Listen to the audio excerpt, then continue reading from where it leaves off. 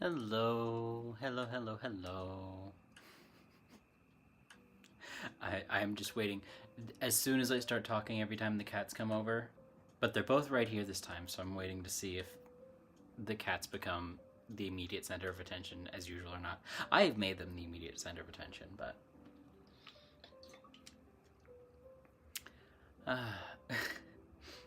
it's alright. One of them is essentially doing gymnastics on the bed, in probably in search of attention, which I'm giving him, so he wins. Um, Drop it in the Discord real quick.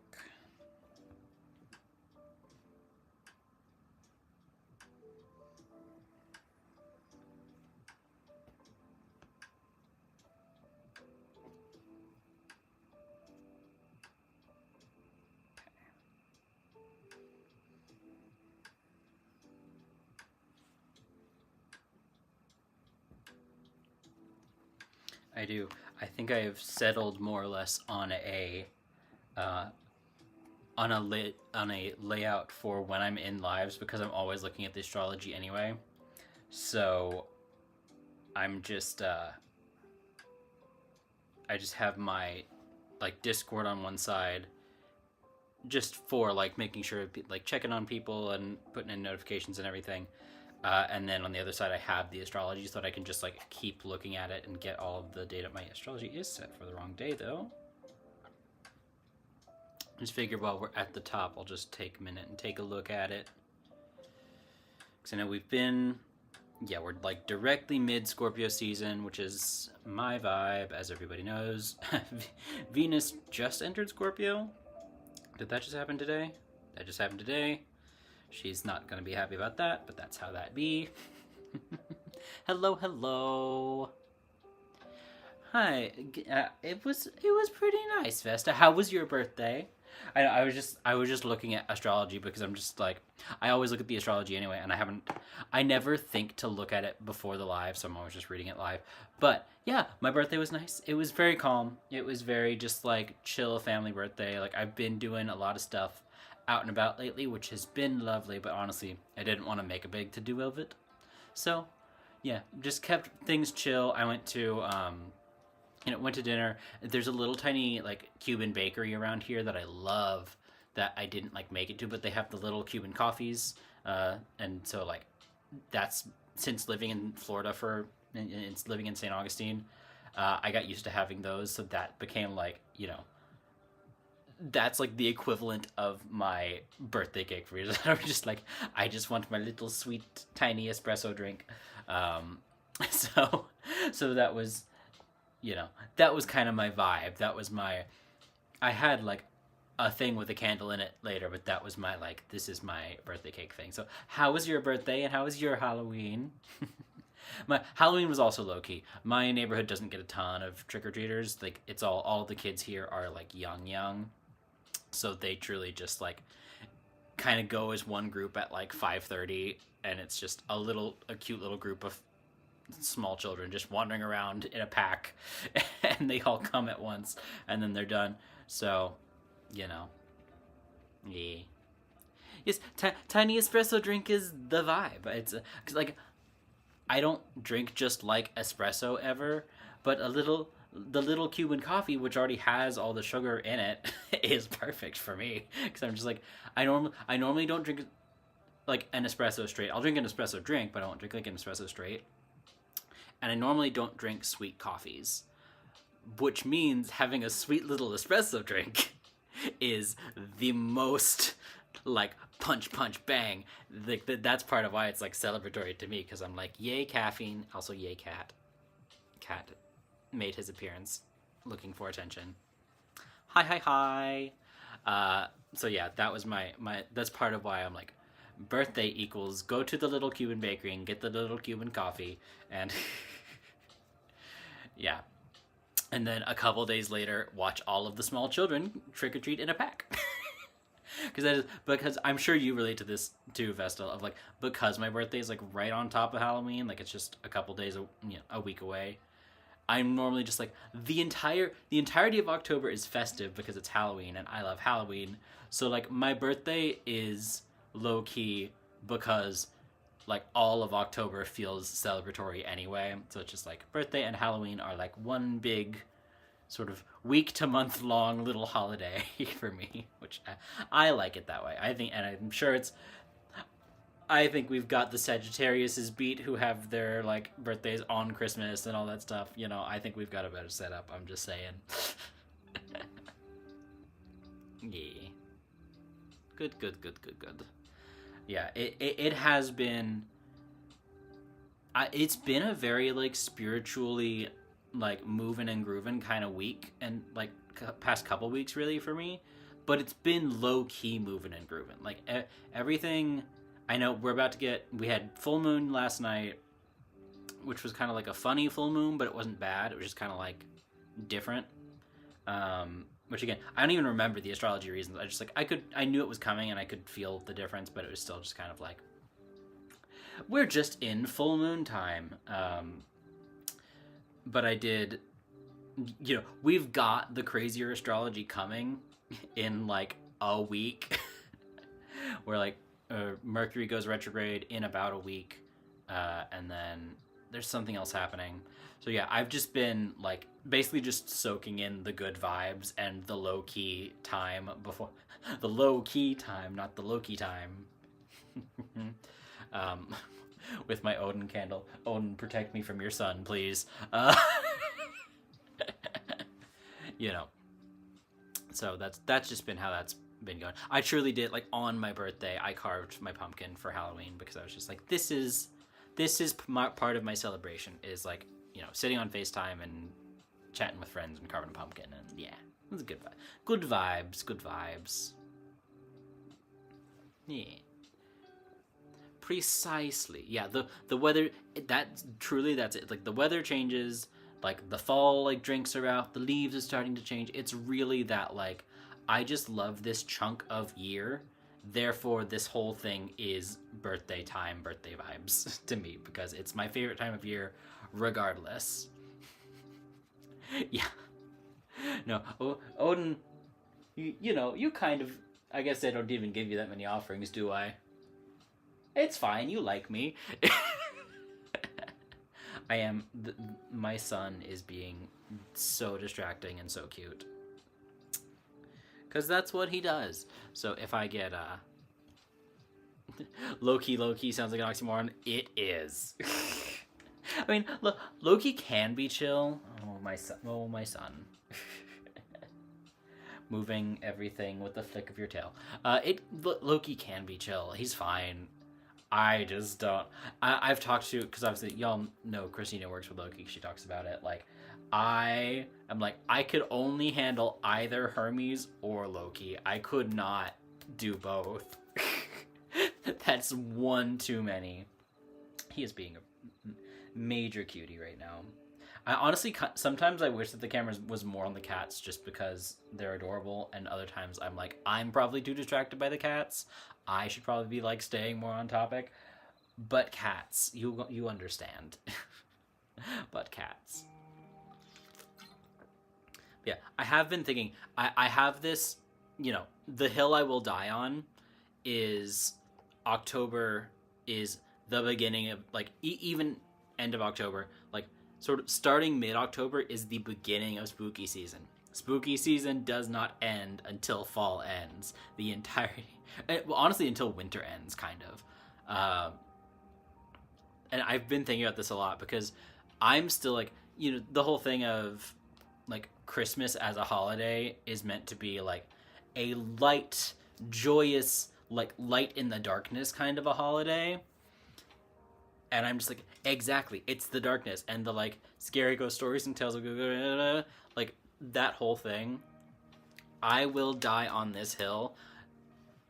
We can all love Christmas. That's fine. Everybody can love Christmas. It will always be a pleasant time because it is that, like, joyous celebration thing, regardless of what, like, religious tradition you're associating with it.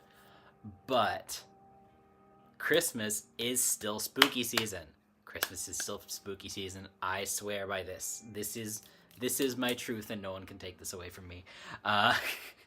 Like, if anything, like, Thanksgiving is even like a little bit less spooky because you're like in this like what I do like about Thanksgiving in spite of all of its problems is that it's like one of the only like Thanksgiving and Halloween are two holidays where like the food is the thing. For Halloween it's candy and sweets, and for Thanksgiving it's savory food and some sweets. And I'm like, I like the holidays where the focus is on like the food and the community, and like my favorite Halloween memories are things that I don't like, the things I don't do anymore, right? But like back when I was a kid and trick or treating and like trading candy with everybody, like going in a group of friends and going back, and everybody's got different things that they want to do, and that act of like this little like sort of mini free market candy trade thing going on as a child is one of my favorite things about Halloween, and it's like part of what brightens it up at the end of the night, you know, when you're a kid. And it's just like that's all about a little bit of mischief, but a little bit of a little bit of mischief and a lot of it of just like fun and light and community vibes. And then Thanksgiving is like some I'm a big proponent of like Friendsgiving specifically. That's just me. Family is great, but you will see your family on Christmas. Like inevitably, like you will almost always see your entire extended family on Christmas. You might see two families worth of people, right? So I'm just like Halloween is like spooky season has already started. Then you have Halloween as a little like jolt of like mischief and joy, and then you have Thanksgiving as your like sort of tighter community. Like Thanksgiving is either like just me and my parents or like a Friendsgiving situation or whatever, depending on where I am. But like Thanksgiving is not like the whole big family thing for me at this point in my life. And I like it better that way because then you have the whole big family thing in Christmas, and then you get that little like community moment like whatever, like a month after, right? Like Thanksgiving happens, Christmas happens a month later. You just like that time is not enough to like separate those two events from each other in my brain, right? So I am just in the I love all three as little mini lights in the darkness. And the reason that Christmas is like the brightest light in the darkness thing is because it's when it's the darkest. It's the closest to the fucking solstice.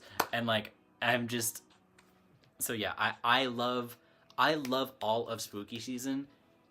That includes through December and into like New Year's and everything.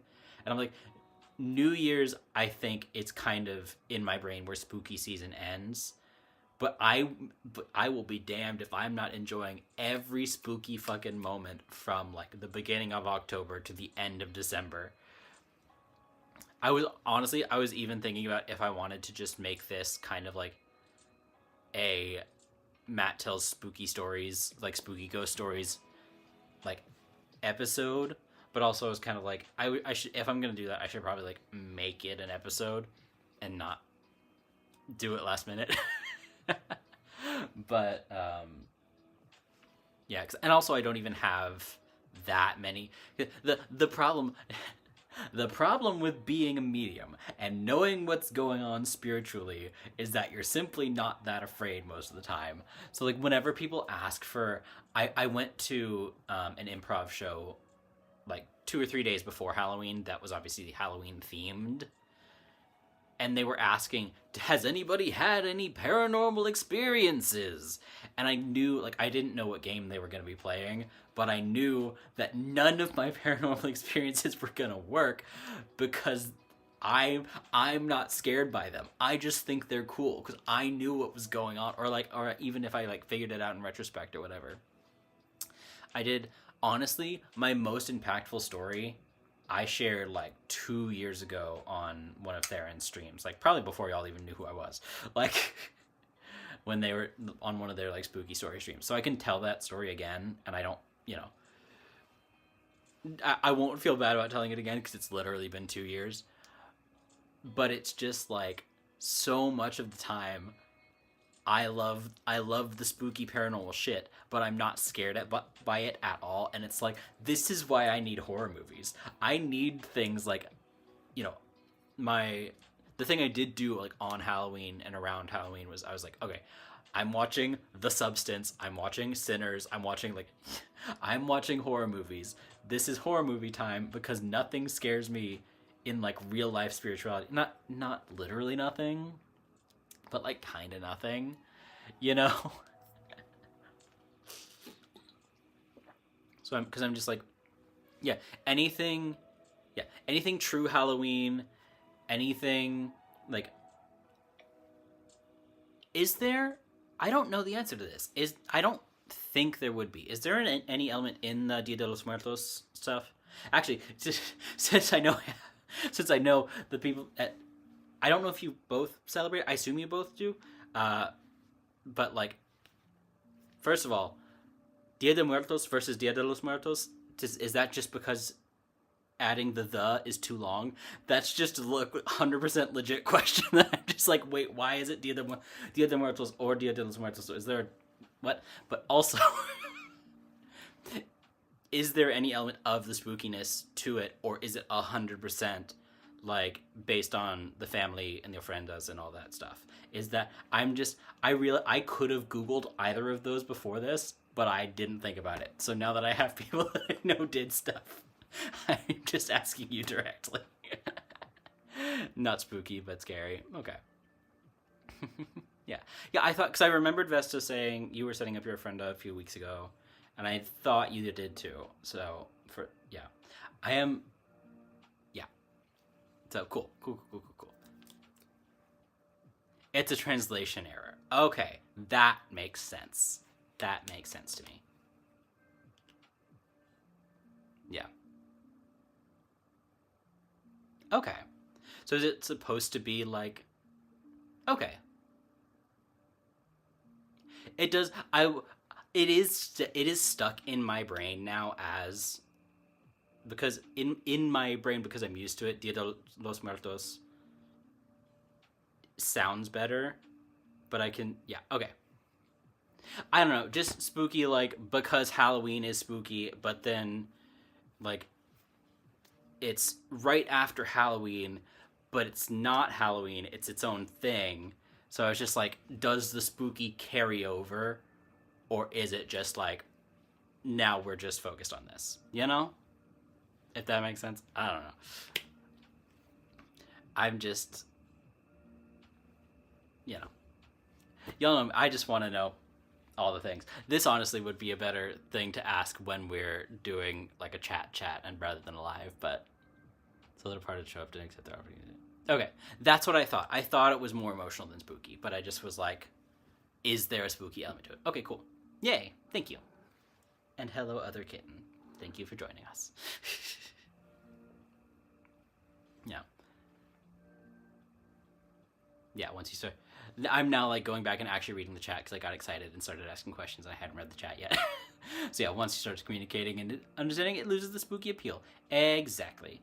Because the only times I've ever felt any level of like spookiness in the last couple of years were when I thought other people were getting messed with. You know, I'm just like, I'm never worried about myself or for myself. I'm just like, oh, does somebody need my help? In that case, I'm like, I am now responsible for figuring out what's going on and taking care of it. Like, excuse me. But that's the closest thing to like spookiness that I get out of like real paranormal experiences at this point. Yeah. I have always loved the idea of being able to smell someone's cologne and everything else.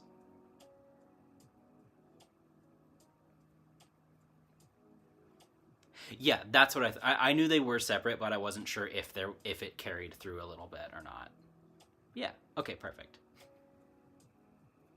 I got you. Thank you. Yeah, because like the last time I was in New Orleans, actually every time. Okay, this is not spooky stories, but this is stories. And do forgive me if I've told this one on a live before. I might have told this one particularly, but like, because every time I'm in New Orleans, the spiritual shit just happens, right? Because it's New Orleans. Same thing in St. Augustine. Like, all of my good stories are from either New Orleans or St. Augustine. Like, I didn't even really have any good stories from Wilmington because everything was just so, like, everything was just chill, you know? Yeah. Yeah, I know it's not the same. It's not just Halloween but Mexican. I just know. I just wondered if they smushed at all. So that's makes sense. Good. Hi, Lid. Hello. Welcome. Uh, yeah, I am okay. This is so the veil thinning thing is a thing that I want to touch on because I am one of those people where I'm like, I don't know if there's any like functional movement to the veil itself.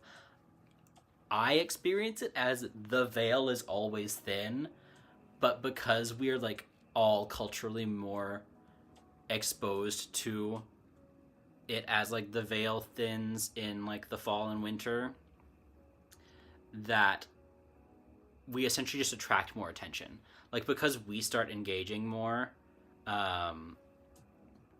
No, I'm not going to Wilmington. I mean, just like I was just talking about like where my all of my sort of fun spiritual experiences and stuff have been in the past, and I was like, by all of the interesting ones happened in either St. Augustine or New Orleans, and like Wilmington is absolutely on that level.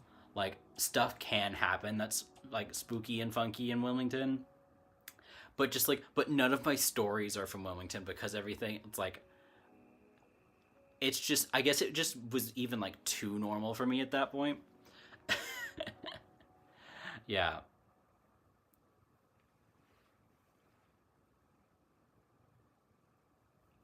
Yeah. I'm just, because so the story I was going to tell, the New Orleans, was like, no, I was going to tell one of the St. Augustine stories, not the New Orleans story. Uh, I am extra all over the place. Maybe I should ground. I should ground. If you guys want to ground with me, I'm going to do that real quick, and then I will key back in. 1 second. I'm like, I'm having a great time, but I need to stay on one track for at least a little bit. Okay.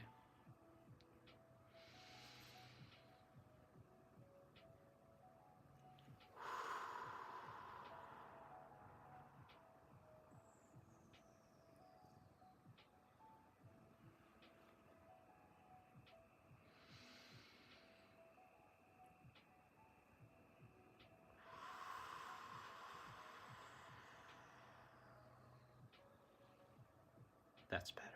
Okay. But yeah, so all of my I did have a little bit of coffee. I had a half calf coffee and I didn't have very much. I just had a little bit. Um cuz I need a little bit of caffeine before alive or I'm just full sleepy. um but yeah, the the vampires in New Orleans are really interesting. The thing, the vampires in New Orleans are interesting to me in the same way that like Sinners is as a movie. Like, the vampire stories in New Orleans all read to me as like pretty much either just normal spirits or fae, and then the folklore of it turned it into vampires. That was my read on it with all the stories that I heard. Um, but that's just me. Uh, I am. Ooh, oh no, that's putting me in Has Been Hotel. I'm not going there right now. Well, we can come back to Has Been Hotel. I'm like, New Orleans, vampires, murders, Alistair. No, not yet. Um, but yeah, the all of the vampire specific stories in New Orleans are fun to me, but they have we've talked about. I say we've talked about. I've talked about at again probably like a year and a half ago at this point the energy that is like on a story, like stories have energetic signatures the same way that entities have energetic signatures, and the energy on most of the New Orleans vampire stories feels tampered with to me. And not in a bad way, just in a folklorically dominant way. Like, the beauty of folklore is the preservation of the story, right? But so many of the specific New Orleans vampire stories to me feel like they were folklorified on purpose. Like, there was like 15% of that story happened, and then the rest of the story got told because like the people of New Orleans are almost all excellent storytellers. You talk to anybody off the street in New Orleans and they are they will tell you a story. They will like and I'm not saying literally they'll just start telling you a story, but the way that information is presented in New Orleans is so theatrical on the whole. Again, St. Augustine has a little bit of this too. Savannah has a little bit of this. I will go on record. I think Savannah is mid. That's just me. Hot take. I know. Anyway, moving back to New Orleans. So almost all of the vampire stories that I heard when I was either on like ghost tours or when I was just speaking to people or whatever, all of the vampire stories felt like 80% of the story was storytelling and 20% of the story is what happened. So I was like, okay, I believe that I'm sure that murder existed. I'm sure that this person existed, but at what point did that person become a vampire, right? And I think they definitely became a vampire in the story. That's my read on most of the situation. I still, I haven't read or watched Interview with a Vampire. It's been on. It's one of those things that I've been meaning to get into since like high school, and I just never have. But I'm sure I trust you. I trust your judgment.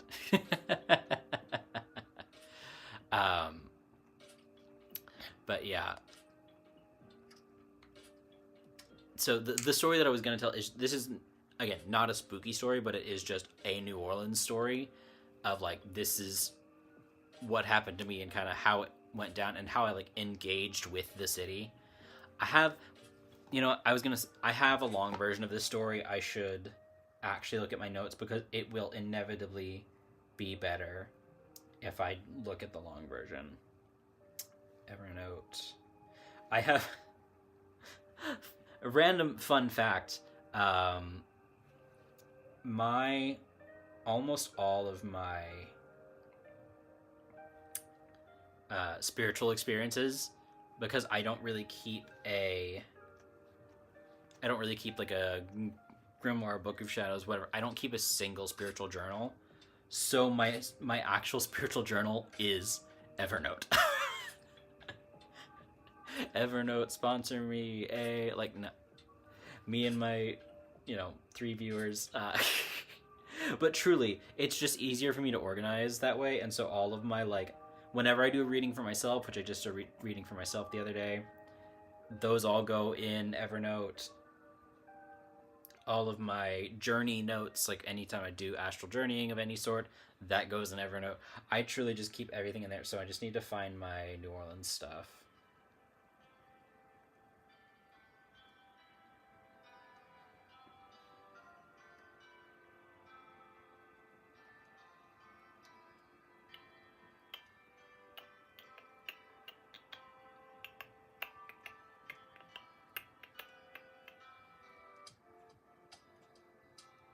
That's not the story I was looking for. Un momento, por favor. It was the worst slurred word I could have said that. I know what to look for.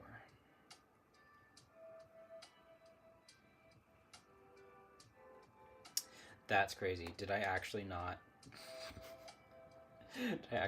put it in my Evernote? Did I just keep it in my notes? I did. I just kept it in my regular notes. Okay, that's fine.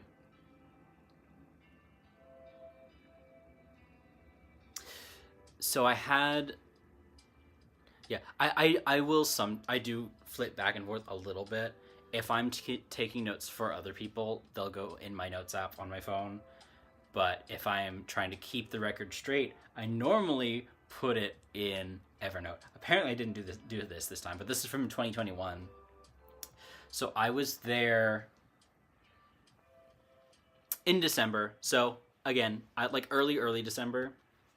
So by my own definition, still mid spooky season. And this is part of a larger story of a trip that I was supposed to go on, and then there was second wave COVID thing, like Omicron happened. Not to give anybody flashbacks. So I didn't end up getting to go on the main trip that I was trying to go on, and I just hung out in New Orleans by myself for like a week, and it was awesome. Don't get me wrong, it was sick as fuck.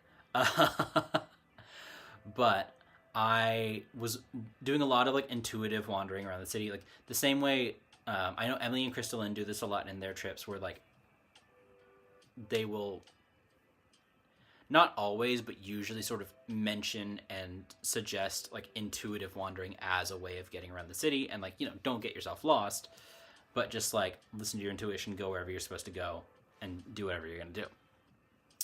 So I was doing that, and this was like before I really knew them there very well or anything. This is just how I like to experience the city. I like to just do the intuitive wandering thing. I found the voodoo shop that I like there the best. It's called Voodoo Authentica. If y'all ever go, that is my, like, I've gone to New Orleans 3 times now, and every time I go in there. If you want to go to the reader that I go to when I'm in New Orleans, it's Camille at Voodoo Authentica. She's awesome. Anyway, sidebar on plugging cool people. But so I had a reading. This is my first time getting a reading with her. That in itself was full of synchronicities, including like one of her best friends looked almost exactly like me, had my same, I think he was also named Matt, and his mother's name was my mother's name. That was crazy. So there was already like, we were already hitting the synchronicities on this day. And like, again, this is not a scary story, but it's just like, oh, the magic was magicking. The world was alive. The spirits were doing their shit. So I'd had this like amazing reading with her, and that was like a last minute thing. That was, I think I had like 1 or 2 days left. I haven't gotten a tarot reading yet. I want to get a tarot reading. I don't want to get it from just like the person on the street, because I'm like, maybe she's great. I don't know, but I'm just, I want to go to this store. I want to get this thing. So I got in last minute. Like, I wasn't supposed to be in New Orleans at all at this point, right? Because of the trip that ended up falling through. So I had no plans, nothing pre-booked, nothing, anything. I get into Jackson Square. I'm walking around. I'm like, please give me a tarot reading. What time do you have? And it was like, we've got 45 minutes from now, and that's it. So I'm walking around the city. There was a homeless man, because there's a lot of homeless people in New Orleans, in one of the smaller parks. So I was like walking down sort of by the waterfront-ish, and I just saw him, and I sort of I recognized him. I was like, I'd seen him a couple days before, but I was just sort of like, I didn't really think anything of it at the time, but I was just like, okay, there he is. He seems to be doing okay. Wandering around, go to my tarot reading. All of the synchronicities are happening there of like, I'm having excellent reading with her. She's having this thing of like, you look just like one of my best friends. That whole thing is happening. And truly, like, my mother's first name is Teresa. His mother's first name is Teresa. It's like, that's wild. My name is Matt. His name is Matt. He looks like me. I look like him. Hey, wow, magic. Okay, so I leave from there, and I'm fucking skipping down the sidewalk. I am like, damn, this city is magical. I've already been talking to the city spirits, because like, there's the spirit of the city itself, but there's also just the spirits that are around. So I've been just engaging. I've been talking to my guides and talking to these spirits and just sort of getting the vibe and making sure I don't overstep, but I'm like up in here with everybody, right? And like paying attention. And then I ended up, yeah, that's right. I followed the music because it's New Orleans and I wanted to hear some music. So I ended up back in Jackson Square, sat on a bench, and then on the far side of the bench, like sort of across the way a little bit, was the same homeless guy that I had seen earlier. Again, just he's not doing anything. He's just there, and I see him, and I see him again. It's like, and obviously, it's just one of those things where like I'm not carrying cash, kind of on purpose, right? But I'm like, I want to help him, but I just don't know what to do. So I'm just like, okay, whatever. So I just get up, and I'm like, I get the impulse, the spirit juice comes into my brain, and I'm just like, I'm just gonna go walk over to that tree real quick. And I walk over, and I'm just sort of starting, I'm like, maybe I'm gonna sit under this tree, but there's a bench over there, maybe I don't want to get dirty, I don't know, but I'm just like circling around the tree, and I look down, and there's 2 $1 bills on the ground, and I'm like, oh shit, okay, that's something. Like, well, this is not directly on the path, right? This is me off a little ways. So I'm like, okay, somebody must have dropped this ages ago. It's just been here. So like, I'm trying to make sure I don't miss any details, but I was just like, yeah, it's like, it's cool that I found this, but I don't need this. He's right there. This is the second time I've seen him today. I think it was the second day that I had seen him. I just found $2 bills on the ground, pick him up, and I go over to the homeless man and I give him the $2. I'm just like, it'll get you a coffee, whatever. And again, I'm not thinking like, oh, I'm the most virtuous person ever. I'm just like, something pulled me to go over there. I don't need $2 in cash. I can give $2 in cash to this guy that I saw earlier, and I want to make sure that he's doing okay. That's fine.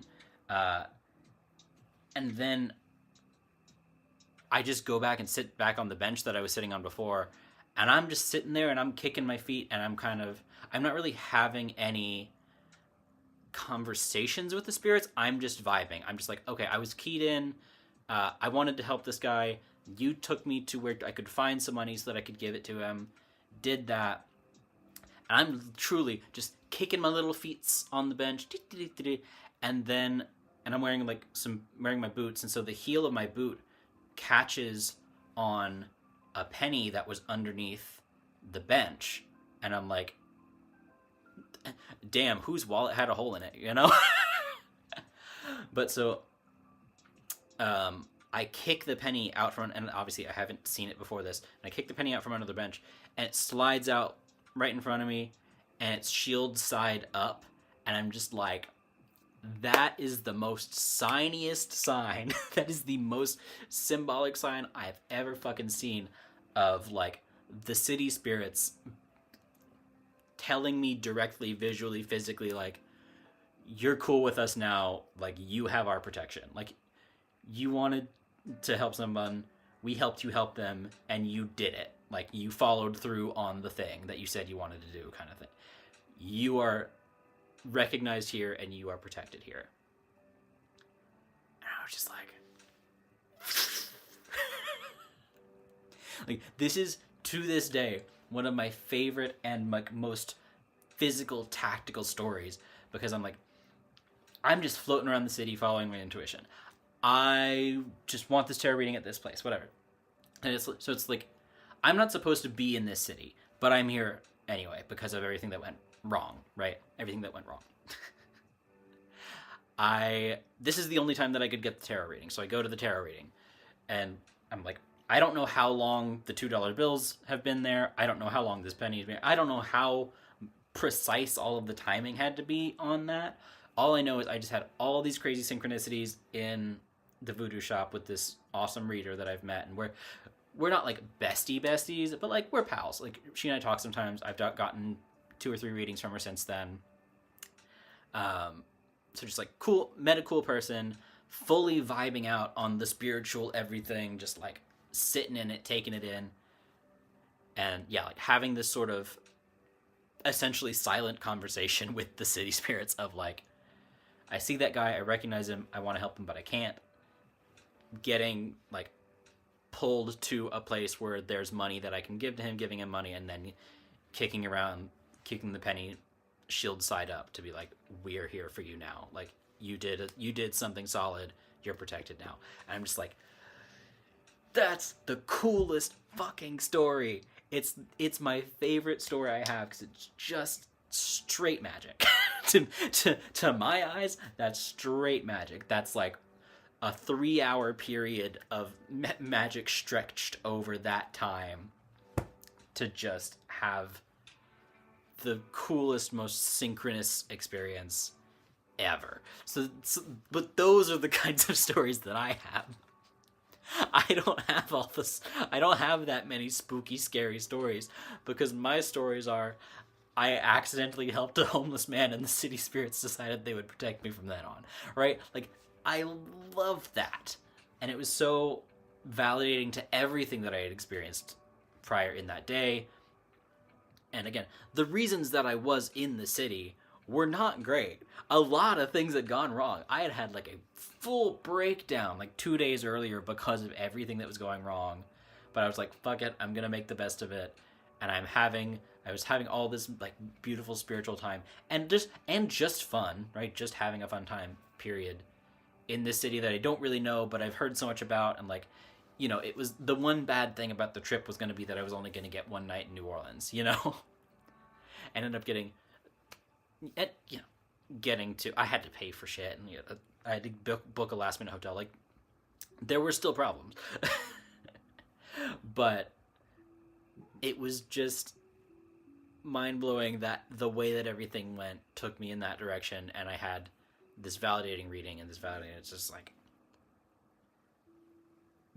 and because again, like we talk about all the time, validation is huge when you can get it from other readers that you're like getting the same thing, and to get this just like automatic sort of inherent validation from the city spirits themselves, like directly, is just one of the coolest feelings that I've ever had. So I'll stop harping on about it now. I'm like, there's nothing else to the story. It was just mind blow Magic Town for me. So I do have, this is a much shorter story. I'm just like, I said I wasn't going to make this the story time episode, but now it's just the story time episode now. So I guess I have a couple of St. Augustine stories. Maybe I'll save one of them for another day. Honestly, I'll probably just end up telling both of them tonight.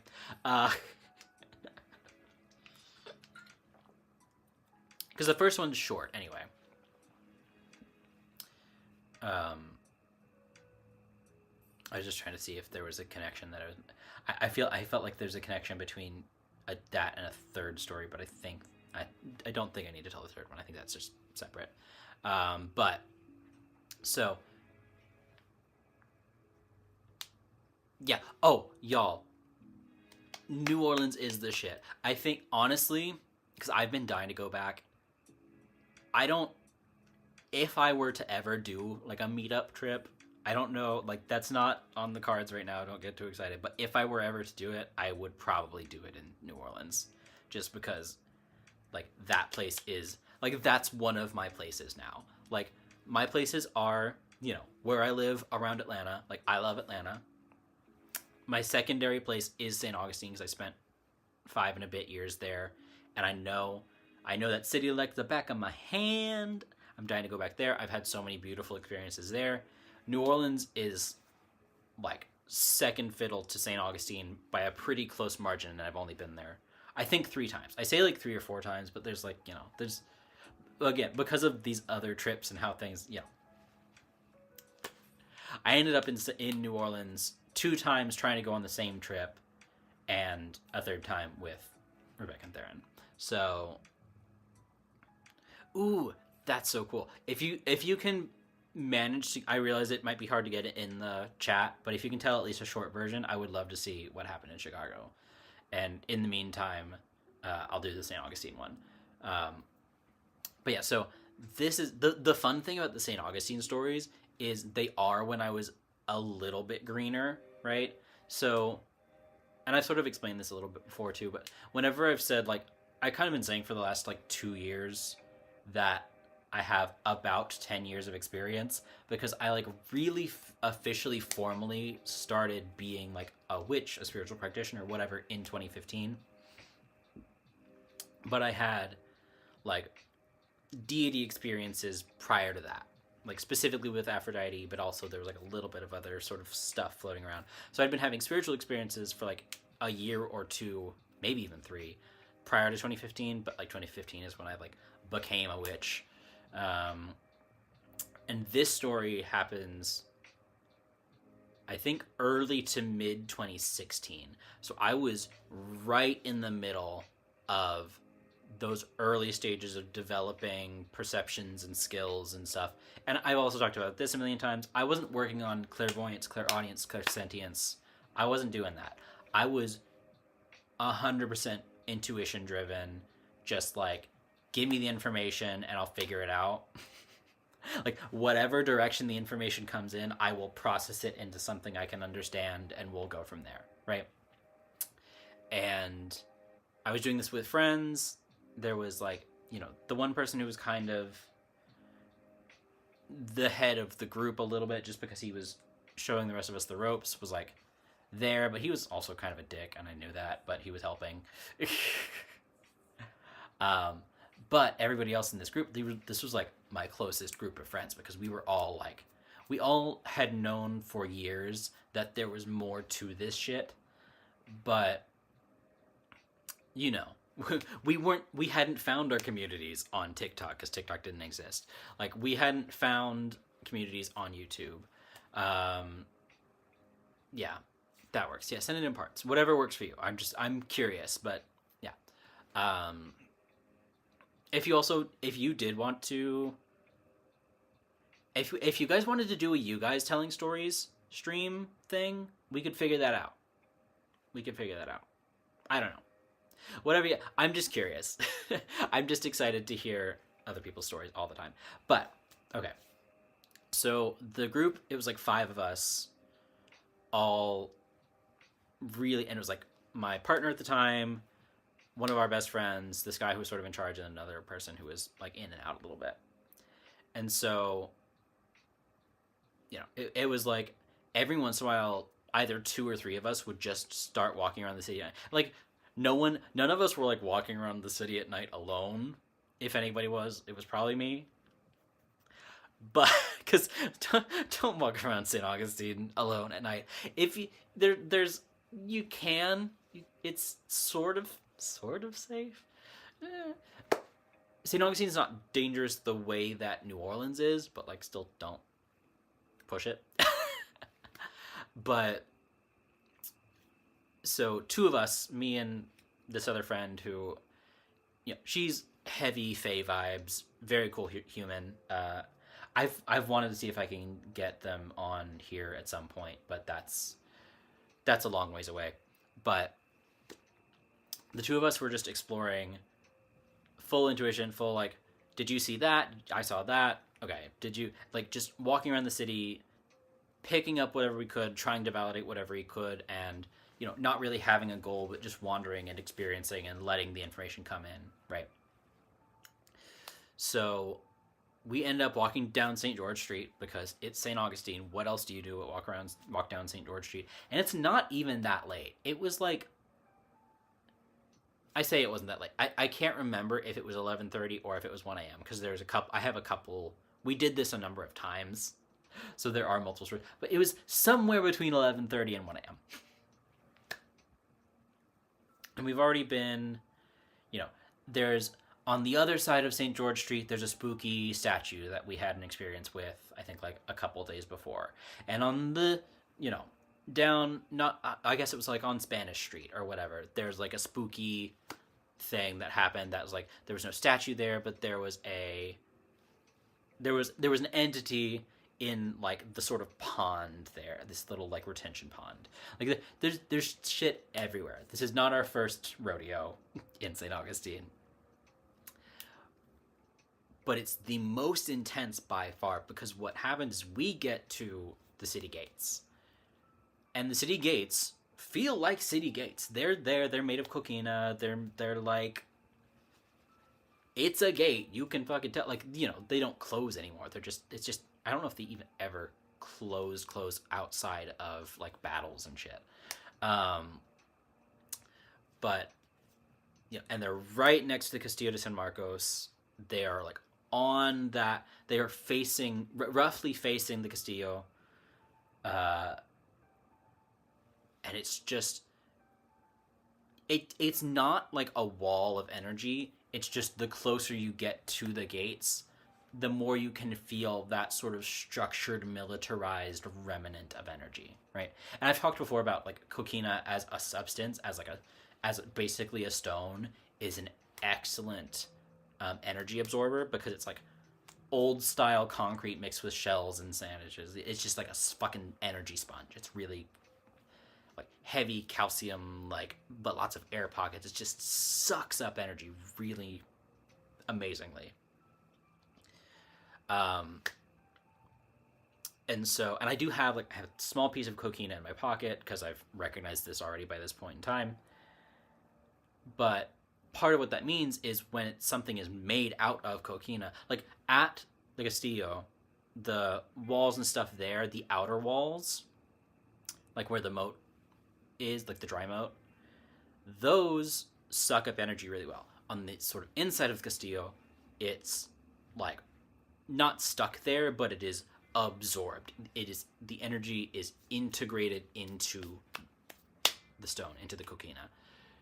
And so it's very similar at the gates, where like it has sucked up so much of the energy that it's just part of it now. Like that structure holds that energy that it has held as a gate to a city that has been through 3 wars or major battles at least. I don't fucking remember all the specifics at this point. I wish I did. I've said this before. I was a certified St. Augustine, like City of St. Augustine tour guide too. That was a whole side quest. Anyway, so we get over to the gates, and my friend is like, I think there's something like in there, and she points down. If you haven't seen the gates before, like if you haven't been to St. Augustine, there is this little, there's like a couple little openings, and they're reminiscent of in medieval castles how they have those sort of like tall, thin windows, right, that like archers can shoot through. It's very similar to that, but there's something similar to that, and there's like a lower pit area where like a guard could basically stand in this lower area under the gate, and like I don't know if the idea was like to trip people or to attack them from below or exactly what. I don't remember the exact like historical reasoning for it, but it's just this weird pit that's kind of under the pillars of the gate with this like direct access at this low angle, right? Really weird, really interesting. And she's like, I think there's something in there. And I was like, you're totally right. Like I can feel, like kind of see, kind of feel something in there. And so we both just get closer. And I've looked down there during the day to see what it is, because I lived there. I was a college student. I was curious. I was like, what the fuck is this little pit? Right? So I've looked in this area before. But again, it's like somewhere around midnight, 1 a.m. And whatever's in there is awake. And we both peer down at the same time. And it's this thing of like, I couldn't tell you, like, I felt like I looked in its eyes, but I didn't see anything, right? It's like, and my friend had the exact same of like, I'm looking at the thing. And it's just like, we're like, thing that we can't see is right here, and there's like wooden bars, right? And we're both like, our little heads are just peering in and getting closer, and we both get to like right here, staring right at it, pretty close together, and we both immediately like snap, sudden shock, sick to our stomachs, like, but both completely physically fine before this, and we're both like, it's that level of like cold sweat vibe, but like both of us actually felt it in our stomachs. Like it wasn't like a sucker punch, and it wasn't like, oh no, spooky energy.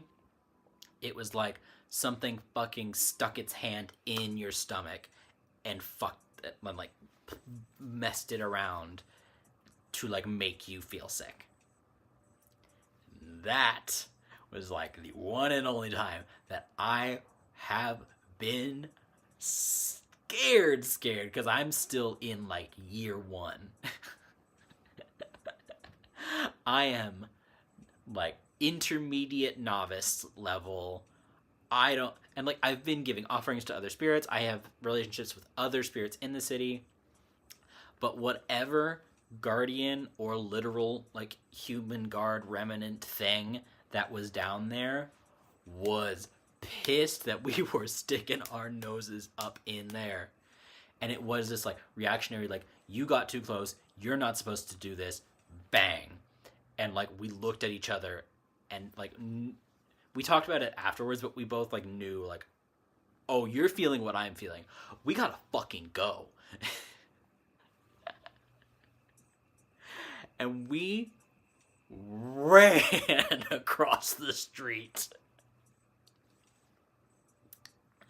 And we didn't have to go that far, but it's just like, it's one of those things where, you know, the thing right across, like, it's truly City Gate here, like active street, like asphalt street here, Castillo de San Marcos over there, and the Huguenot Cemetery is right here. And we're just like bolted across the street, and it's like as soon as we crossed the street, energy starts to subside a little bit, and we both just, and you know, we've both, neither of us have been in the Huguenot Cemetery because it's kind of a pain to get in at that point. I ended up going in there a year or two later, but like it's kind of a pain to get into the Huguenot Cemetery. But we're both just like sitting on the wall of the cemetery, like sitting by the trees. I am like holding my little coquina piece, like, help, help, help, help.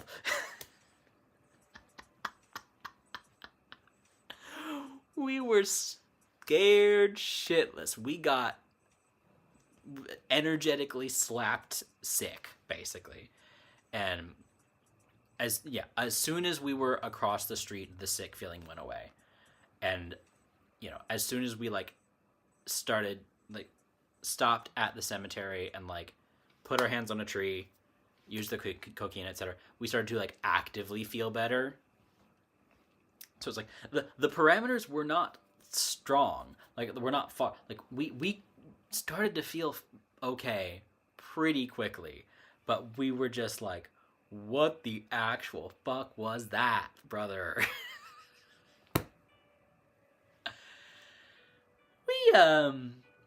We learned that day of how not to fuck with the things, and so and everything was fine. After we caught our breath, we did go home for the night. But everything was fine. You know, we made friends. We made peace with that spirit. Brought him an apple one time, and I brought him a couple coins a couple other times. Like, it was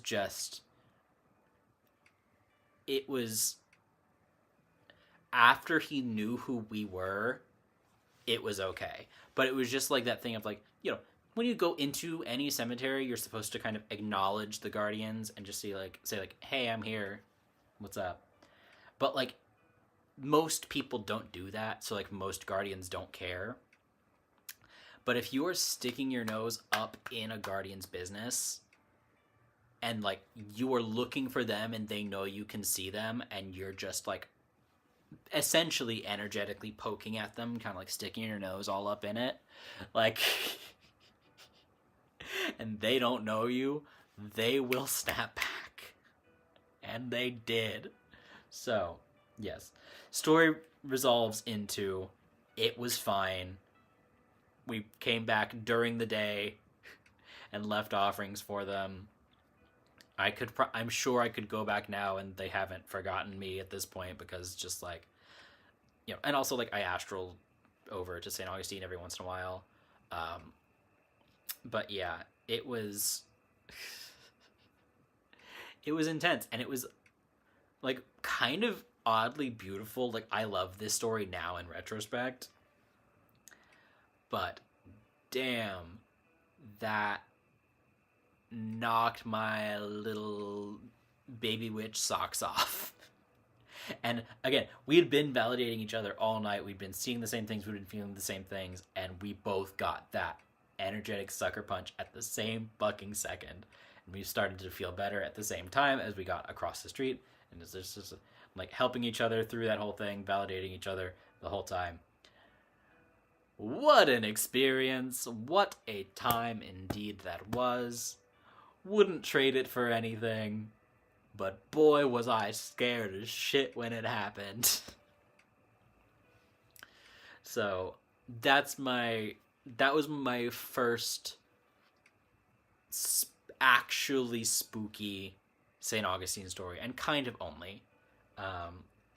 I had one experience before that, which was my like actual official spiritual awakening.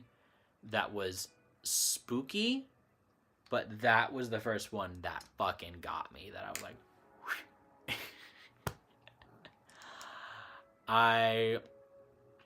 I said this was going to be a short story, and I spent like 20 minutes telling it, but it's a good story. It's worth it. I hope that you guys enjoyed that. I said I was going to tell other stories, but now we're past an hour. I might tell one more, but let me see what you got on your Chicago story.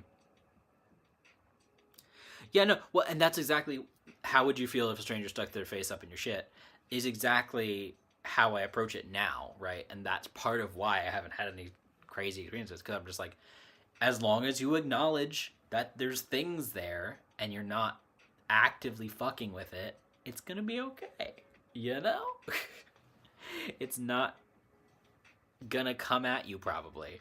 Like, and if it does, it's handleable. But boy, oh boy, oh boy, oh boy. Boy, oh boy, oh boy, oh boy, oh boy.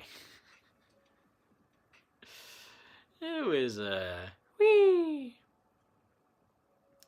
Yeah. Well, Lyd, you told me a story that was, I guess that maybe wasn't your official kickoff, but you've got stories. I know you've had some stuff happening. Okay, yes, we'll do one more, but I will. I'll read your Chicago thing first. I'll just read it out loud, because I realize everyone else has had time to read it in the chat if they want to, but I'll just read it out loud so that it's on here. Yeah, I know. I'm the one doing the swearing. It's part of the vibe. If I don't swear enough, then I'm not being nonchalant enough, obviously.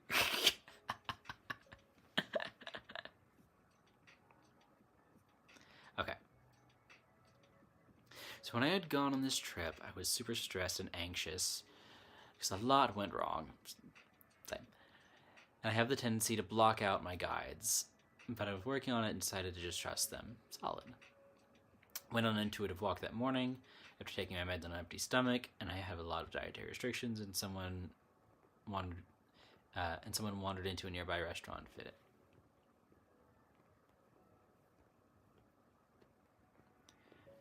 It was just odd. Ordered a smoothie, double checking different restrictions. I used to work a smoothie shop, and a song that used to play all the time came on. And there's a feeling that was confirmation that it was safe, and the owner was like, hey, didn't this song just play? Why is it replaying? That's funny. So I got my drink and left. I started wondering a bit more, heading back to the hotel, because I have a tendency to doubt, especially whenever I get super stressed.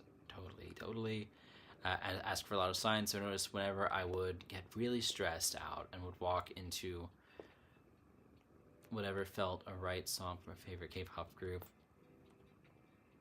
Yeah, I haven't heard of them. Cool. Okay. And they aren't super mainstream. Started playing in bars and stores and Ubers. I thought, this is strange since their music isn't mainstream and a bunch more stuff happened. But nice. Looked for restaurants near a hotel and none of them fit. Yeah. Also deeply relate to dietary restrictions while traveling. That was... I part of the reason I'm pescatarian and not full vegetarian or vegan or anything is because it's so fucking hard when you're traveling to find a restaurant, and like just being able to eat fish makes every restaurant has a fish thing, even if they're because fucking I love New Orleans. Them motherfuckers put meat on everything. There's a po' boy shop around here, and it's very good, and it's like, you know, as authentic as you can get when you're not in Louisiana. But it's like their salad, their like base house salad has ham on it, has tasso, I don't know how to say it, but it's just like they will put. So yeah, I feel you on the like dietary restrictions, and you just somehow wandered into it. I love that. I know. I'm just like I was just thinking it too. Is like it's interesting that they're playing like niche K-pop in any of these stores because like K-pop itself is huge, right? But to have like a specific smaller group playing, like anybody who's not just playing, you know, now K-pop Demon Hunters or like BTS or Baby Metal or like Blackpink or something, like anybody like less well known than that that's getting like regular play, that's really interesting. Cool. I just, I just read I read the Spawn in Law comment, like speed read it a minute ago, but I didn't like stop and read it and understand it. So I thought you were saying like when you spawn in, like spirits spawn in or something like at the fort. Like Spawn in Law always feels sick whenever they go to the fort. That's fair. Yeah, this is where I think the next story I'm gonna tell is probably a story at the fort. But that's just that phrasing is so funny. God, shut up by the guys for doing something similar in San Antonio. This is the thing. Poking your nose and stuff is so fun. You just have to do it respectfully, or else. Yeah.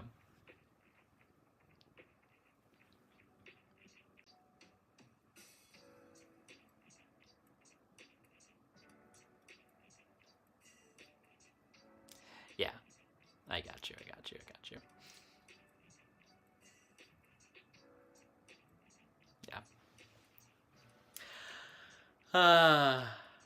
Okay. So okay, now I'm thinking of which. Because if I said if we go long tonight, it's fine. Because now I'm like maybe I want to tell two stories. Because I feel like I might as well since I brought it up. I feel like I should tell the like original like full level spiritual awakening story. I know I've alluded to it because it has to do with this guy. And I mean, literally this piece, too. This piece came from the same tree that this happened at. So, y'all have heard me talk a million times about the camphor tree and how important that is to me and my like practice, and that's like one of my big spiritual allies. This piece came from the same tree that I had my real first spiritual awakening under in 2015, and I love it so. I wish it came from a much bigger piece. I had a whole staff carved, and then I lost the staff and a whole thing that happened. So this was the offcut from the staff that I made from that tree. That's a different story. But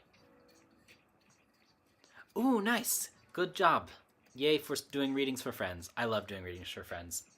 I did like I mentioned earlier, I did a reading for myself yesterday, and I'm like, I haven't been doing enough readings lately. I just need to like. I actually did. I did bring my cards over because I was like, maybe we'll do readings tonight instead of stories. But now we're doing stories, so maybe we'll do some speed reads next week or something. Because it's just festive time. Toward. Nice. Yeah. Okay, so I might as well. I will at least tell my like first big spiritual awakening story, and I may or may not save the one at the fort for another time. But we'll see. Because I do love that story, but I feel like this story needs to be told first. Yes, I'm proud of you too, Lid. Good job. Okay, so I will probably try to keep this relatively short, but so in St. Augustine, there's a million little tiny nooks and crannies and pockets, which is part of what I love about it. It's part of what I love about New Orleans as well. But St. Augustine's are a little a little easier to find because some of New Orleans's tiny pockets can be sketchy, to be totally blunt. New Orleans is blatantly less safe than St. Augustine. I love them both dearly, but yeah, you got to be a little careful in both, but you got to be really careful in New Orleans in comparison. So the guy I mentioned previously, who is sort of like the guy who introduced me to everything, um, he and my partner at the time, his first year of college, like school started in August. This was in September. Partner was doing an anthropology project and wanted to go, and it was supposed to be like a photo ethnography thing for her anthropology class, and I was interested in this because this was we were all three of us were already friends, but this mutual friend of ours had started the like organization on campus for like spiritual, metaphysical, pagan-y people, right? So her photo, and she and I were both interested in it. I don't think either of us were technically in the club yet, um, but we were just like, we both knew we were close enough to that flavor that we could be part of it. We just hadn't like officially joined, and so again, I've been talking to Aphrodite and been like a devotee of Aphrodite for at least 2 years at this point. Um, but I just didn't like because I knew about Greek mythology, but I didn't know that like witchcraft and magic were like real, yet. And so, oh, you've absolutely had more. No, we've talked about this, Lid. You've had, I think, just two that I know of, and I think you had a third. It's just they're not always super like discreet hard line. This was a spiritual awakening. Like they're not necessarily telling you like it happened on the 4th of November in 2019. Like it just happens. It's not always very like a discreet thing that happened. But anyway, regardless, yeah, yeah. So she's doing this project. That's right. How has that been going? I guess you don't have to put it in a public forum if you don't want to. But if you ever want to just like update me on how that's going, send me a message. Um, but yeah, so yeah, I knew that I was like in with the Greek pantheon and like Greek mythology and all of that. Um, but I hadn't ever like really like I had done generic. I'm fully just stimming with this at this point.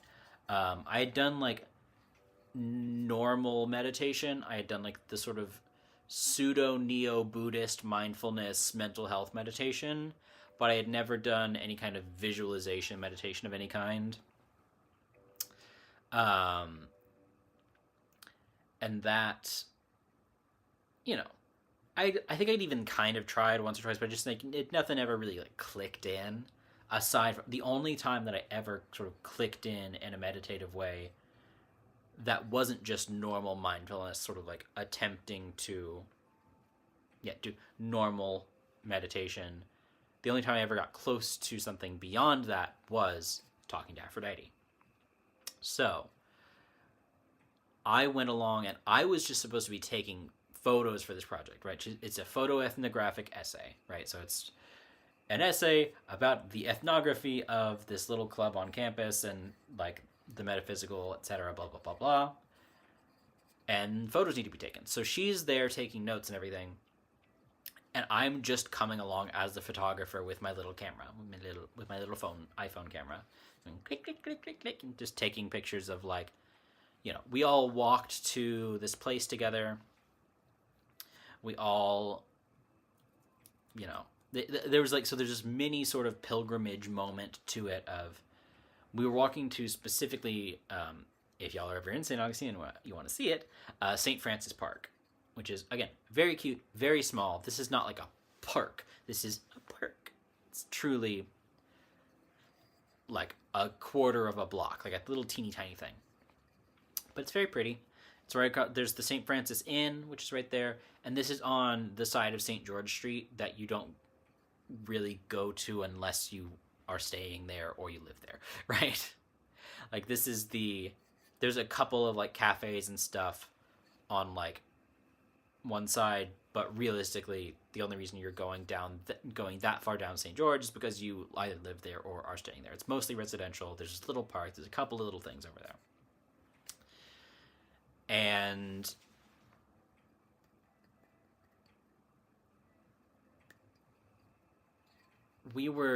I was just taking pictures of the whole thing. They did a ritual. It was kind of a generic offering ritual. It was all nice and fun. Like it was low key.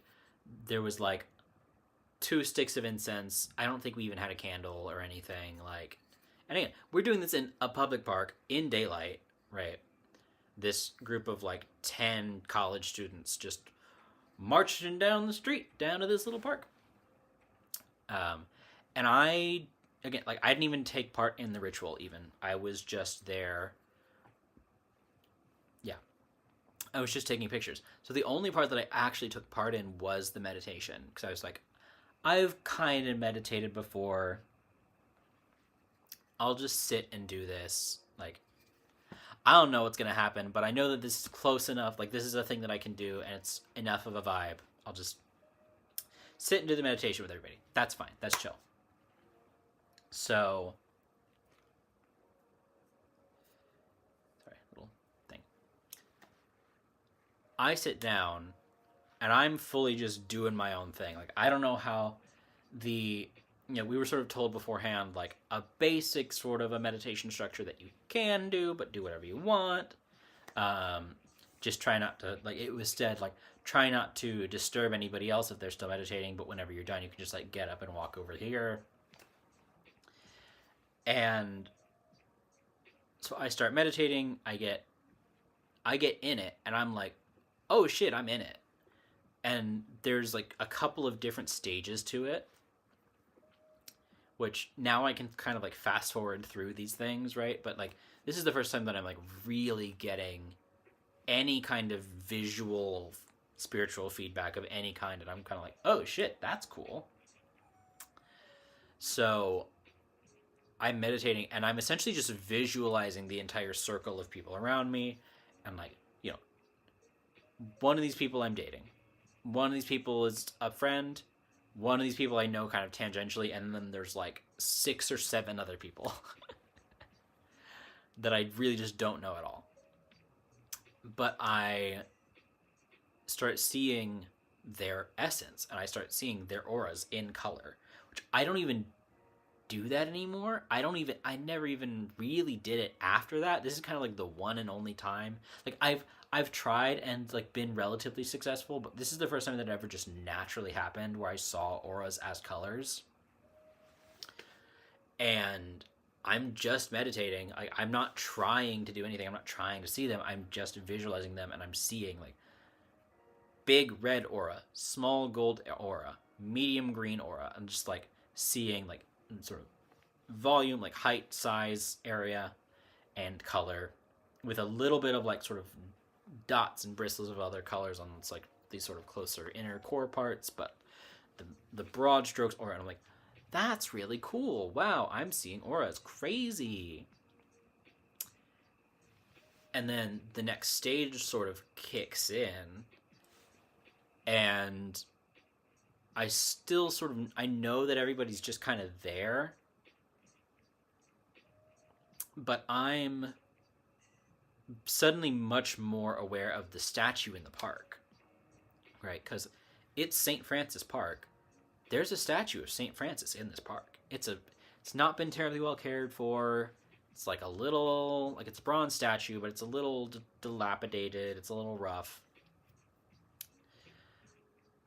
And I'd been kind of getting a weird vibe from it since we got there. Again, like, I'm not really spiritual at this point at all.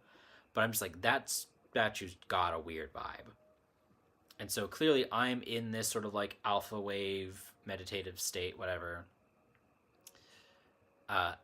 and I'm now like, this is one of those times where I'm like, oh, I'm shiny. This is like one of the first times that I'm like recognizing like, oh, I am like spiritually visible to it in the same way that it is to me. And that thing starts like coming at me, and I'm like, whoa, brother, whoa, back the fuck up. And I'm like, and I'm aware that I could just break the meditation, but I'm like, breaking the meditation doesn't seem like it would help. Like, I don't think that would stop it coming at me. So I have to like fucking deal with this. Whatever's going on, whatever weird shit is happening that I don't know right now, I just need to deal with it. So I put up a shield, and I never put up a shield before. I just like instinctually put up a shield, and it's like classic sort of Star Wars, Star Trek level, like blue force field dome shield. And bro is still pissed that I'm here. And I'm like, and I know, like, I can say, I'm like, that shit ain't St. Francis. I'll tell you that much. Because it wasn't. It's like, whatever's living in the St. Francis statue, it ain't saint. It ain't a saint. So, I'm like, crazy? Okay. So I just kind of keep it up, and he's still kind of like trying to get at me, and what ends up happening is the area around me shifts. So this is the second shift, right? The first time I just saw everybody around me. The second shift, everybody around me kind of disappeared, and the space around us was kind of blank, but he was just where he was in the park and coming at me, and we weren't really in the park. We were just in the sort of blank astral space. And I don't know that it's astral, right? Like, I don't know. I don't have terminology for any of this. It's just happening. He backs off a little bit while I've got this force field up. I sort of shrink the force field down a little bit more, and the environment around me shifts. And suddenly, I'm in this circle of trees. And it's like classic horror movie spooky circle of trees. This is like trees with their branches like weird angles, weird shit. And I'm seeing...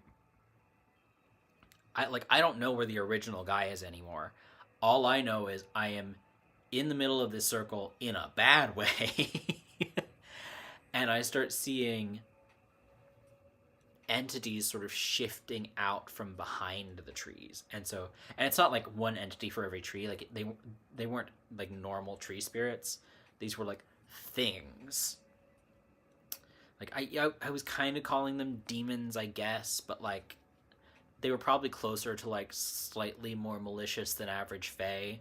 But so, and I still don't, to this day, I don't really know if they were all separate or if it was just him doing this kind of like weird divide and conquer, like energy splitting thing. Because they were all much less defined than he was when he was coming at me as one guy. And keep in mind, I'm still just sitting in a circle in a park, and like a bunch of people are done already. But I don't know that. I think everybody's still around me. Like, I don't know how long a meditation is supposed to last. I just know that I'm in this now and I have to fucking deal with it. So, they now, like, a bunch, like 5 to 8 of these little weird creature things are now coming at me. And I have to, like, really put the energy back in to the shield. I'm like, oh, I let that go down a little bit. I gotta push. I gotta fucking push. So I'm like, not terrified, but I'm like, what the shit is happening, folks? I'm like, okay, I pushed off this one guy. I can definitely still push off all these things, but I'm kind of like pushing out with this energy that I'm like, I don't really know where it's coming from. I don't really know if like I have it or if it's being like given to me. I don't fucking know what's going on. I just know I am seeing this and it's way more vivid than any kind of like imagination that I've had before. It's dream level vivid while I'm awake, right? So like stuff shifting and moving around in a way that like it doesn't even really do in your imagination, right? So I'm just pushing. And eventually I push enough and like either they give up or like I push them like into the trees and they can't come back at me or something. I don't exactly recognize what happens. So then we are in like the next and the final shift where I'm like, whatever's trying to get at me has given up and gone away. And like whatever was in the statue is back in the statue. Like, and I just don't need to worry about it right now. Like it's there, but it's not coming at me anymore. All this other stuff has left me alone, and I'm back in the park. And I'm still, I do still see everybody kind of around me, but there's like in this like translucent, like they're faded out, like they're not, you know, not that they're not important, but like they're not important right now. Like, and the only thing that I see in this like final shift before I come out of it is the tree. And it's a beautiful tree. It's lovely. It's large. It's the only big tree in this space. But, and like, I didn't exactly like greet it when we came in, right? Like, I wasn't doing that yet. I recognized it. And I was like, wow, that's a big, pretty tree. Cool. Wonder what it is. I don't, like, I didn't wonder what it was. I was like, that's a cool tree. Nice tree. Go off tree. And so this last stage of the visualization is essentially the tree healing me and giving me energy back after this huge weird energy exertion that I've just gone through. And I just see this like sort of beautiful like golden, like you know how cameras have the bokeh effect, like this golden bokeh pollen rainfall thing of this like drifting drops of golden energy just coming off of the branches of the tree. And some of it's landing on me, and it's landing on like on my head and on my shoulders, on my lap, and it's just like sort of giving me a little bit of a boost back up. And some of it's landing on the ground, and I'm like seeing the energy of the tree cycle from falling down to hitting the ground to going back to the roots of the tree. And I can see it moving through the ground to then travel back up the trunk, and that same energy is getting like recycled and re-dropped back down. So in a weird way, right, I'm seeing the aura and the life force of the tree itself. And it's like, it is like willingly giving me a little bit of its energy, and then I'm recognizing that like it's giving me energy, I need to kind of give it something back, right? And so this is, again, my first time experiencing this like reciprocity and cyclical nature of energy and how it works. And so it's like little like droplets, the little like gold pollen bits of energy are falling on me. I'm taking them in and I'm letting them sort of flow through my body, and I'm intentionally making sure that I push them back out. Like I now have my hands palms to the ground, making sure that like the energy comes back out of like, you know, the bottom of my spine and like my butt basically, and like my feet and my hands, and comes back out and down so that it can go back into the ground, so that it can still cycle back through into the tree again after it's like sort of washed through me and essentially like flushed out a lot of the stress and a lot of the anxiety, and a lot of this like spent energy has been sort of reinvigorated by this, and some of that like gets that chance to cycle back through. And I just sit like that for a minute until I start to, and like I didn't feel bad per se, but I definitely needed the boost. And so this is what, so again, this tree, the tree this piece came from, did that for me on the first time that I ever experienced anything like that. The only thing I had experienced before that was talking to a deity directly, talking to Aphrodite, and like, you know, I had tried talking to God half a dozen times and never got anything back. So the only time I'd ever gotten any spiritual feedback was having a conversation with Aphrodite. And now I'm in this like wordless communion and like energy transfer with this tree. And it's like, it saw that I was having a hard time and that I needed something. And so it not only gave me energy to work with, but showed me how its energy moved in the entire cycle so that I would know how to give it back and how to be a part of it. And then I came out of the meditation, and I was, shocker, the only person left. Everybody else, I fully at this point thought that everybody else was still in the circle. I was like, I'm probably like one of the first people to come back, huh? Nope. Last person. Everybody else is like way over there. They're chatting. They're doing their own thing. Like, I can't really like hear them or anything while any of this is happening. I come back out and they're like talking and doing stuff. I'm like, oh, it's just me. I'm the only one over here. Okay, that was crazy, bro. What just happened? And like, and I didn't even, I don't think this really needs to be said, but like yes, I was a college student, but like I had not had my first sip of alcohol yet. I hadn't tried any like marijuana or THC or anything. I hadn't touched any of that yet ever. Like, there was no chance for it to be a chemically or like chemical or plant-based hallucination. This was really just like, oh shit, that's how everything works all the time. And that's the first time I ever saw it.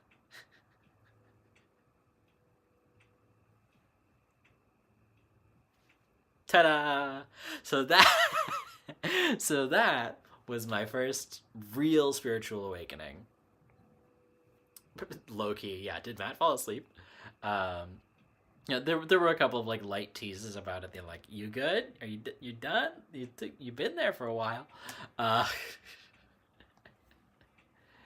and I told them all about like the part of the experience where like I saw their auras and everything. To be honest, I'm not 100% sure I got the order right. The auras might have happened right before the tree part. Like the aura might have been after the thing. I don't remember 100% the order that everything happened in, but it was essentially that. Uh, yeah, right. Yeah, you don't need an external validation for that. When you just went through that whole thing, that just and like I'm not even thinking about it as like a thing that needs to be validated. All I know is I just experienced that. That was fucking crazy, bro. like I'm saying bro a little bit facetiously, but also kind of like because I know I'm with this friend that I've just met the month before who's like I think it was about 20 minutes, maybe 25. Um, you know, I don't know exactly. Like, it could have been as little as 15, but I think it was roughly 20 minutes that took for that whole thing.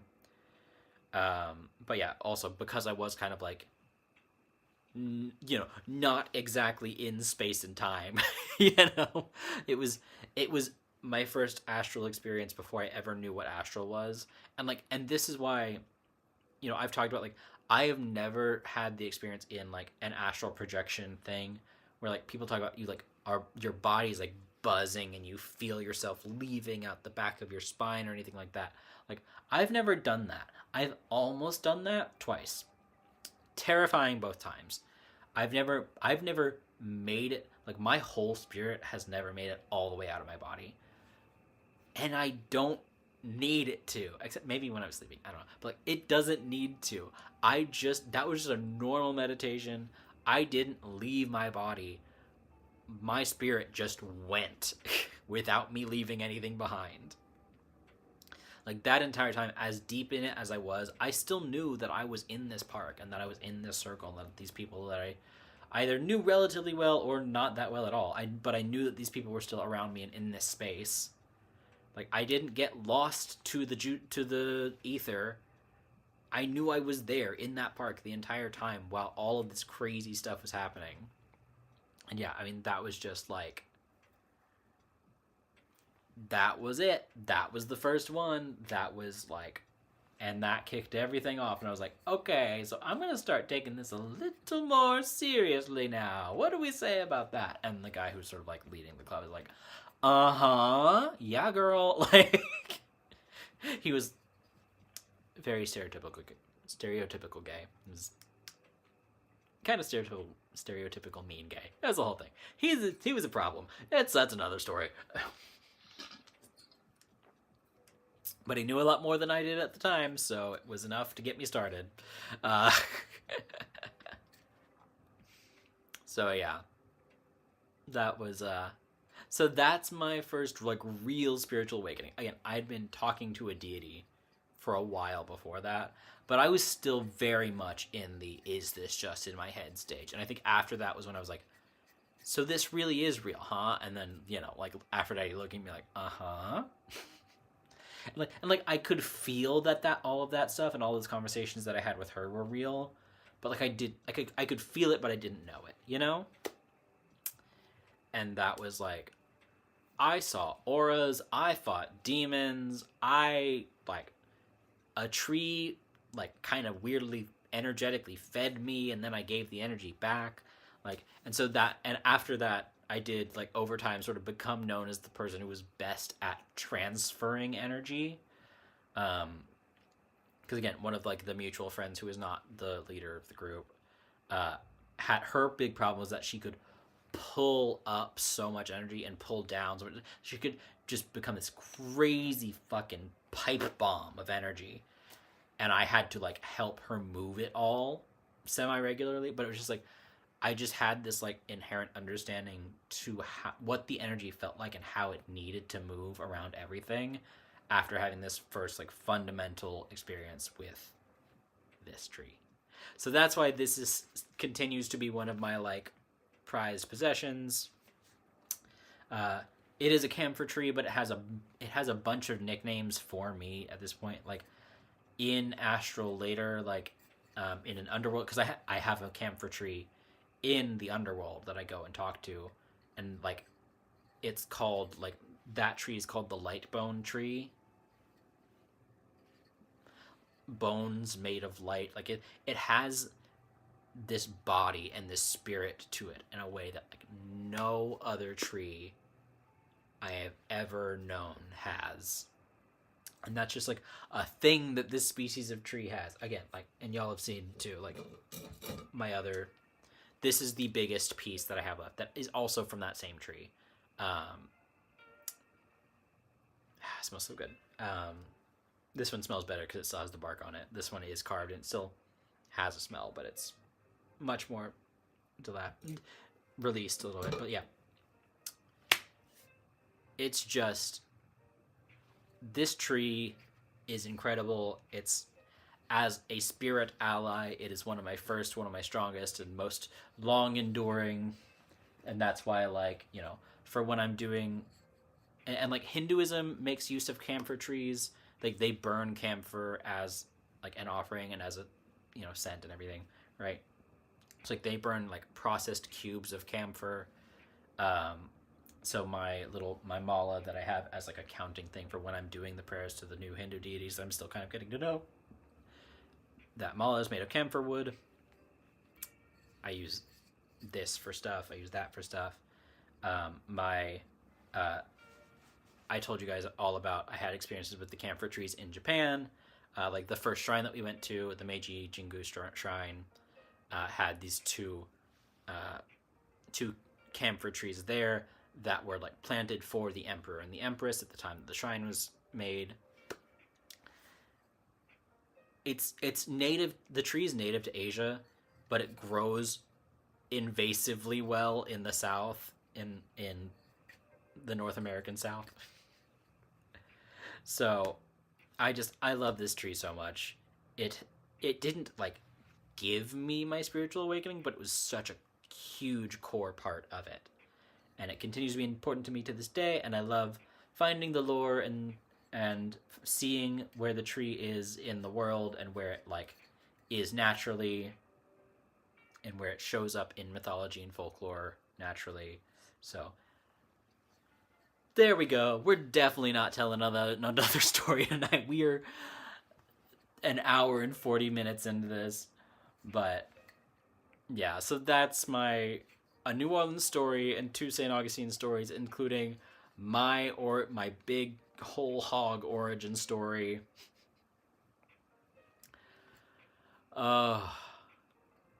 I do love telling those stories, all of them, and I want to tell the other stories another day, because I've got more.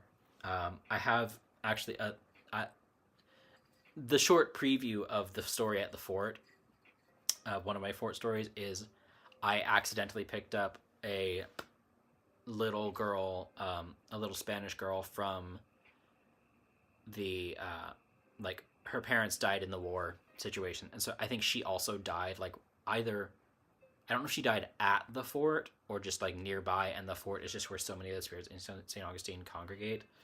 But so I picked up this little Spanish girl there, and she was just hanging out with me, and she was my friend, and I helped her over time.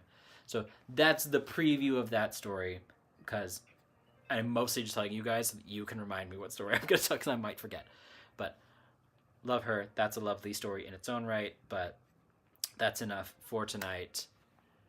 Thank you guys for joining me. I feel like I'm gonna be so quick with the bibliomancy because I don't want to skip it, but also I am getting tired. So we're gonna speed through this part. Y'all know what to do.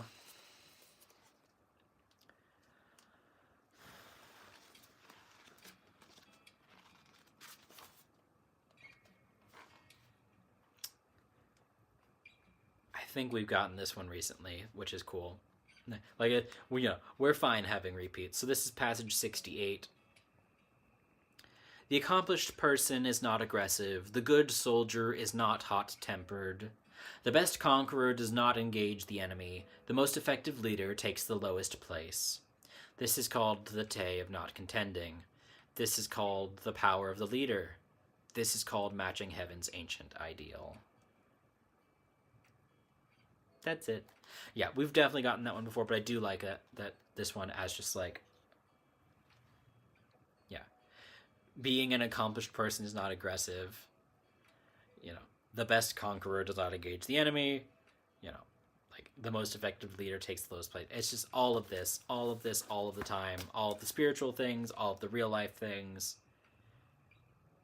To be a good leader and to be a good part of the world is not to take charge and force intent upon it. It is to have intent of your own and work within the world around you. And I love that. I love this book. I love this tree. Love y'all. Thank you guys for hanging out with me. I will see you guys again. I'm still planning to be here next week. Obviously, you guys know. I'll let you know if anything comes up when I can't make it. But for now, plan on seeing me next week. I'll tell some more stories probably because we're on that roll and that's just the vibe, and it's the spooky season vibe. So thanks for hanging out with me, you guys. Have a good night, everybody. Goodbye.